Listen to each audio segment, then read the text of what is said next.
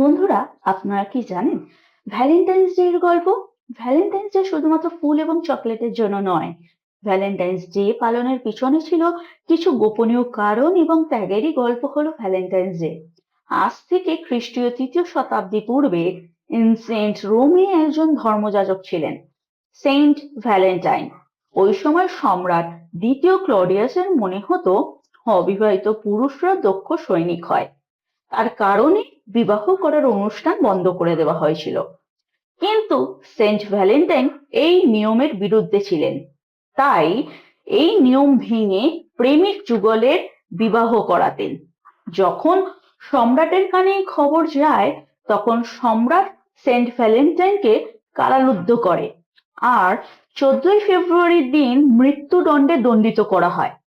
কিন্তু মৃত্যুদণ্ডের পূর্বে সেন্ট ভ্যালেন্টাইন কারাগৃহে যতদিন ছিলেন, সেই সময় সেখানকার জেলারের মেয়েকে তিনি ভালোবেসে ফেলেন এবং 14ই ফেব্রুয়ারির দিন অর্থাৎ মৃত্যুদণ্ডের পূর্বে সেন্ট ভ্যালেন্টাইন জেলারের মেয়েকে একটি প্রেমপত্র লেখেন।